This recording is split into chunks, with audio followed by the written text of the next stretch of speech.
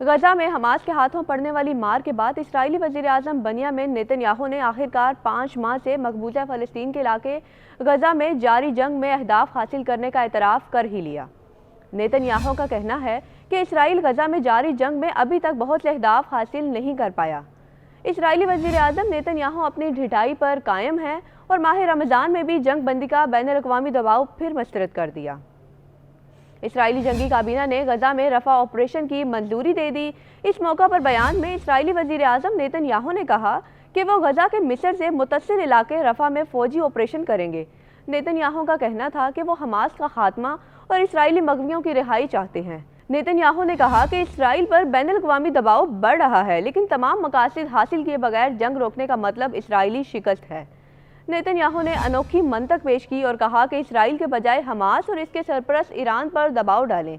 Nitin Yahoo کا مزید کہنا تھا کہ امریکہ اسرائیل میں قیادت کی تبدیلی کے لیے نئے انتخابات کے لیے دباؤ بڑھا رہا ہے۔ نئے انتخابات کا اعلان اسرائیل کو مفلوج کر دے گا۔ سابق امریکی اسپیکر نینسی پیلوسی نے بھی اسرائیلی وزیر اعظم بنیامین نیتن یاہو پر تنقید کرتے ہوئے امریکی سینیٹر چک شومر کے اسرائیل میں نئے انتخابات سے متعلق بیان کی حمایت کر دی ہے۔ امریکی ٹی وی سے بات چیت کرتے ہوئے نینسی پیلوسی کا کہنا تھا کہ امریکی ایوان میں منتخب اعلیٰ سیاسی یہودی شخصیت سینیٹر چک شومر کے بیان کو سنا جانا چاہیے، کیونکہ جیسے جیسے غزہ میں انسانی بحران گہرا ہوتا جا رہا ہے، اسرائیل کی ساکھ داؤ پر لگتی جا رہی ہے۔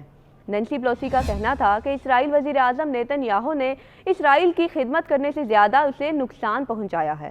انہوں نے کہا کہ سینیٹر شومر کا بیان فلسطینی اتھارٹی کے کمزور ہونے اور دائیں بازو کی اسرائیلی حکومت کے خطرناک شدت پسندانہ رویے پر اظہار تشویش تھا۔ نینسی پیلوسی نے مزید کہا کہ چک شومر کے بیان پر اسرائیلی وزیر اعظم کے رد عمل سے ثابت ہوتا ہے کہ شومر نے جن تحفظات کا اظہار کیا تھا وہ کتنے اہم ہیں۔ ان کی تقریر ایک بہادرانہ اور محبت سے لبریز تقریر تھی۔ انہوں نے کہا کہ جب ہم کسی ملک کو امداد دیتے ہیں تو ہم اس بات پر بھی زور دیتے ہیں کہ وہ ہماری انسانی امداد کے راستے میں رکاوٹ نہ بنے۔ شاید اسرائیلی وزیر اعظم لا علم ہے یا پھر انہیں گمراہ کن معلومات میسر ہیں کہ وہ یہ نہیں جانتے کہ غزہ کے انسانی بحران کو دنیا کس نگاہ سے دیکھ رہی ہے۔ خیال رہے کہ اسرائیل کے دیرینہ خامی اور سینئر یہودی سیاستدان امریکی سینیٹر چک شومر نے اسٹیٹ آف یونین میں اپنی تقریر کے دوران اسرائیلی وزیر اعظم نیتن یاہو کو اپنی امن کی راہ میں رکاوٹ قرار دیتے ہوئے اسرائیل میں نئے انتخابات کا مطالبہ کیا تھا۔